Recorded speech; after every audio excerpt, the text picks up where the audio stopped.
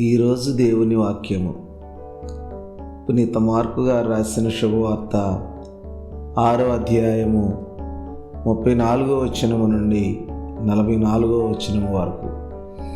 ఆ దినములలో యేసు పడవను దిగి జనసమూహమును చూచి కాపరి లేని గొర్రెల వలెనున్న వారిపై కనికరము కలిగి వారికి అనేక విషయములను బోధింప ఆరంభించెను.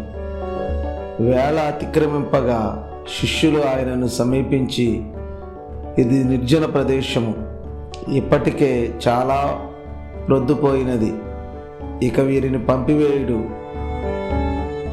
పరిసరములు గల పట్టణములకు వెళ్ళి వారికి కావలసిన భోజన పదార్థములను చూచుకొందురు అని విన్నవించిరి.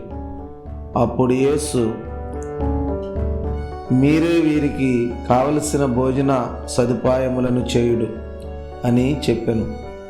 అందుకు వారు, మమ్ము ఇప్పుడు 200 దీనారములను వెచ్చించి రొట్టెలను కొని వీరికి పంచిపెట్టమందురా అని అడిగిరి.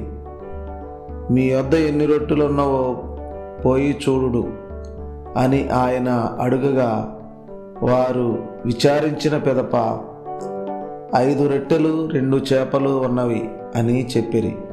అంతటి యేసు ఆ జనసమూహమును పచ్చిక బయళ్లపై పంక్తులు తీర్చి కూర్చుండు అని ఆజ్ఞాపించెను.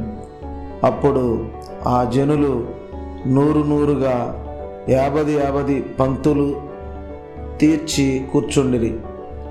ఆయన 5 రొట్టెలను 2 చేపలను అందుకొని ఆకాశం వైపు కన్నులెత్తి కృతజ్ఞతావందనములు సలిపి ఆశీర్వదించి త్రుంచి జనులకు వడ్డింపుడు అని శిష్యులకు అందించెను.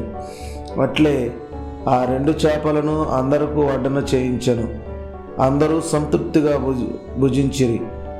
పిదప శిష్యులు మిగిలిన రొట్టె ముక్కలను ప్రోగు చేసి 12 గంపలకు నింపిరి. భుజించిన వారు 5,000 మంది పురుషులు.